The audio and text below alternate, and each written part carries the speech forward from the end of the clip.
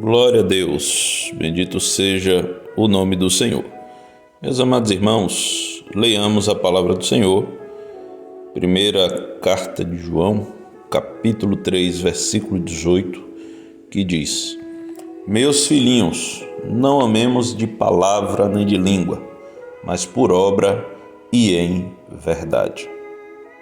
O amor é marca do cristão e é essencial na hora de fazermos a obra missionária.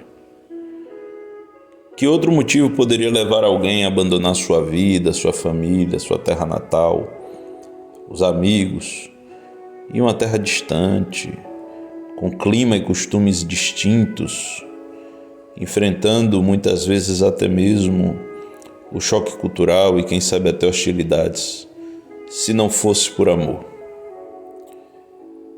Esse amor, conforme o texto que acabamos de ler, ele não pode ser um amor retórico, ele não pode ser um amor teórico. Ele precisa ser um amor por obra e em verdade. No versículo anterior, nós vemos dizendo assim: Quem, pois, tiver bens do mundo e vendo o seu irmão necessitado lhe cerrar suas entranhas, como estará nele o amor de Deus? Se o fato de alguém negar o suprimento material já é suficiente para que o amor seja questionado, o que dizer de alguém que não sente amor pelas almas? Se as necessidades materiais são fundamentais, como descrever as necessidades eternas? Esse amor cristão ele deve ser por obra e em verdade. Os cultos de conscientização missionária para crentes são muito bons, mas não adianta conscientização sem ação. Os cultos de domingo em muitos lugares já não são evangelísticos. Já não há mais convites ao pecador, os hinos já não são mais temáticos. A mensagem é para os crentes exclusivamente. E mensalmente fazemos o culto da conscientização, onde lamentamos não fazer muita coisa, prometemos mudar e continuamos do mesmo jeito até o mês seguinte. As almas não estão, muitas vezes, na razão de ser de muitas igrejas. A conversão do pecador deixou de ser a causa e passou a ser um efeito eventual. Não colocamos, muitas vezes, e eu não estou aqui querendo generalizar, muito pelo contrário, mas em muitos lugares as almas não têm sido colocadas como a principal razão de ser das atividades. Muita gente esqueceu o que significa culto de portas abertas. As novas gerações não sabem mais o que é um culto público e não sabem que este culto público é para que os descrentes possam entrar, tendo sido convidados por nós, a fim de que sejam envolvidos na atmosfera propícia à sua salvação.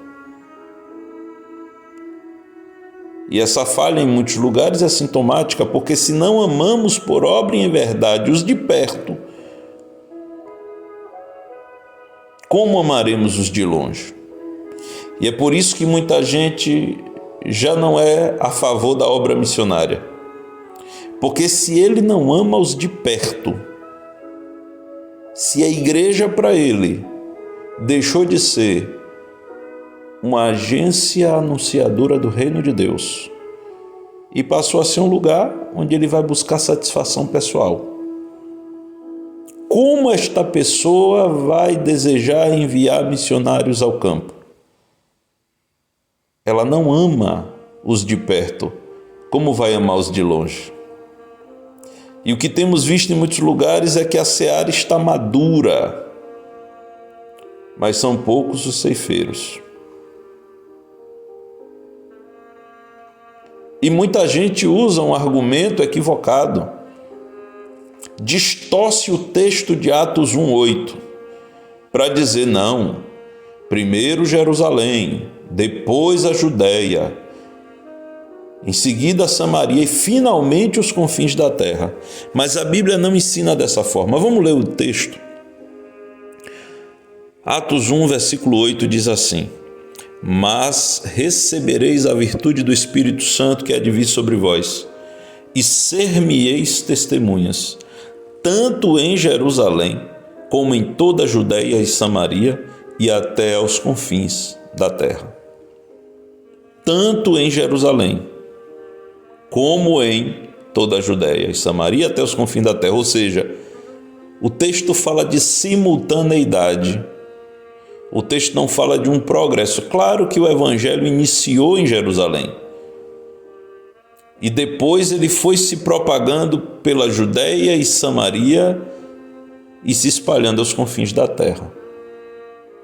Mas esse texto não é pretexto para alguém se encostar dentro de casa dizendo que não precisa enviar missionários ao campo.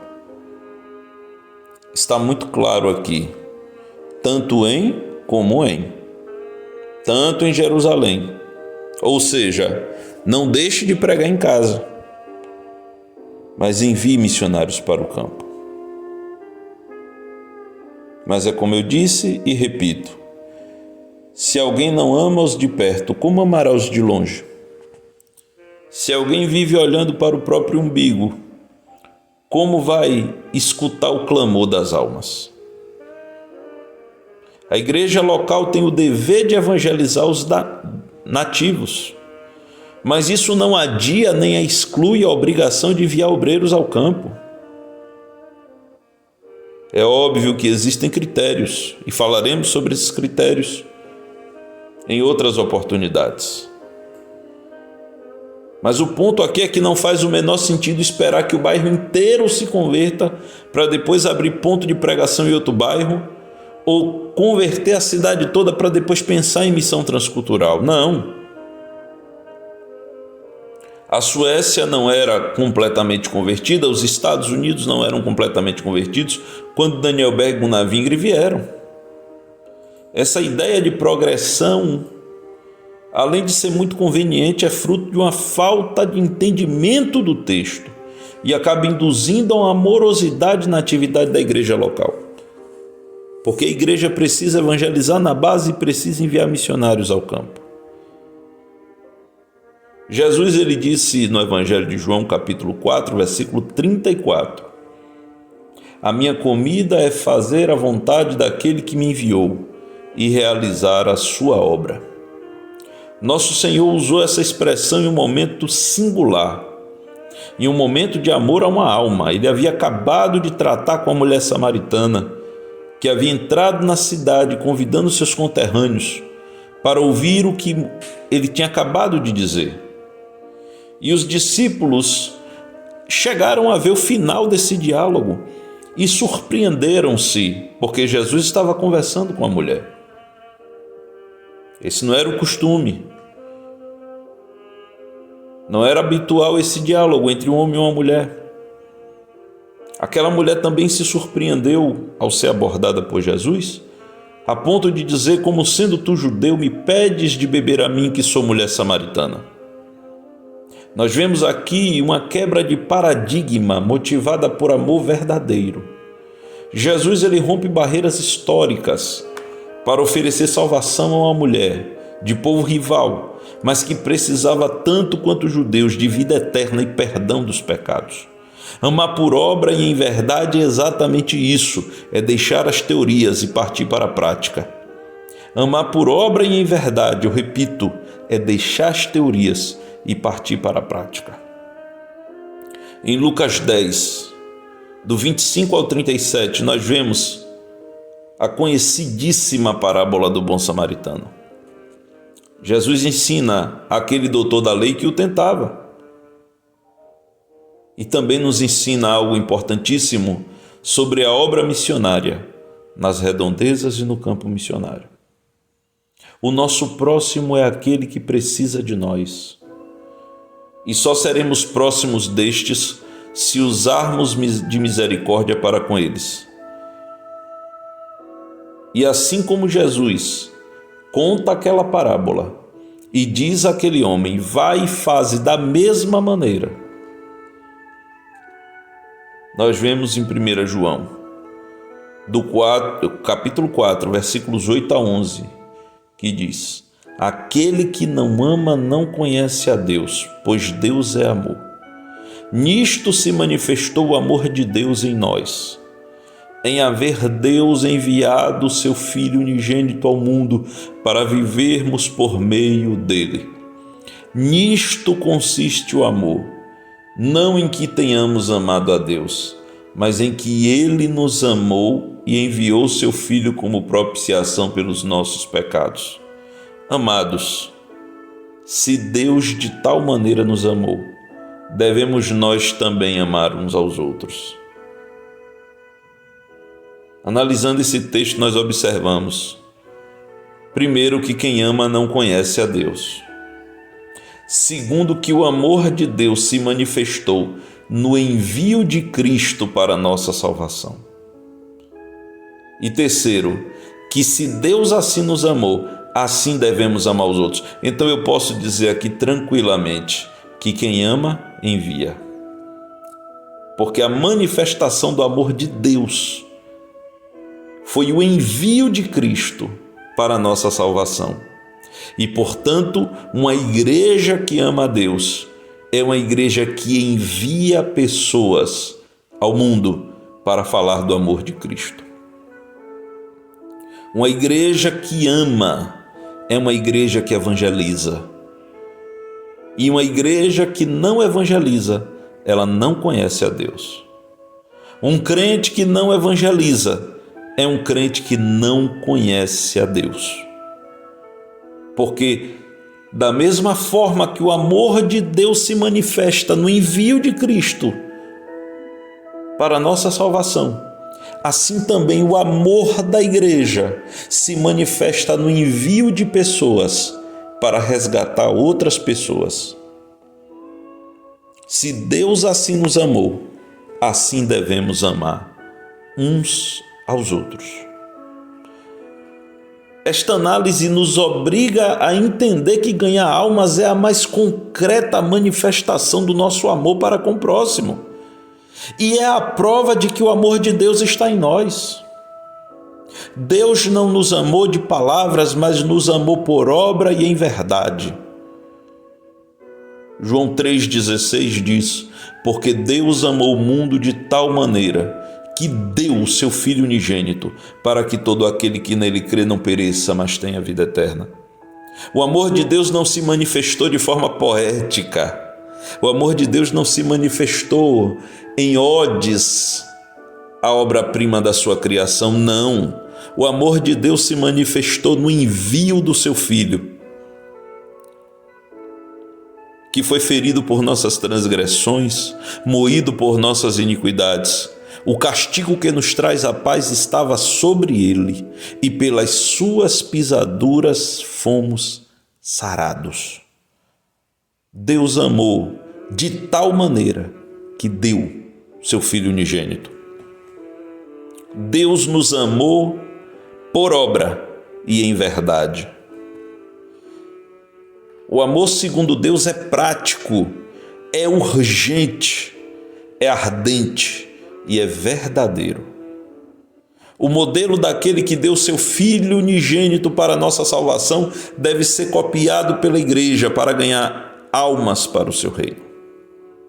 Se Deus de tal maneira nos amou, devemos nós também amar uns aos outros. Vejamos o relato de Leonard Ravenhill sobre este assunto. Será que um marinheiro ficaria parado se ouvisse o clamor de um náufrago? Será que um médico permaneceria sentado comodamente deixando seus pacientes morrerem? Será que um bombeiro, ao saber que alguém está perecendo no fogo, ficaria parado e não iria prestar-lhe socorro? E você conseguiria ficar à vontade em Sião, vendo o mundo ao seu redor ser condenado?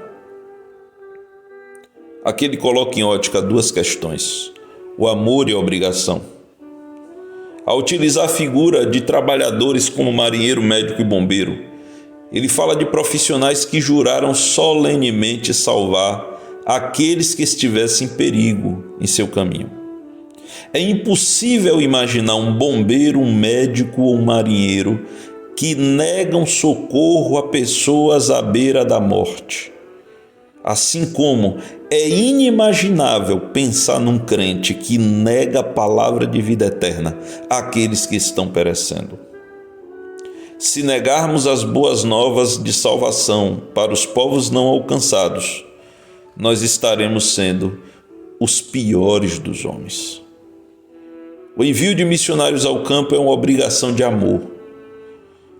1 Coríntios 9, 16 e 17 diz assim: Se anuncio o evangelho, não tenho de que me gloriar, pois sobre mim pesa essa obrigação.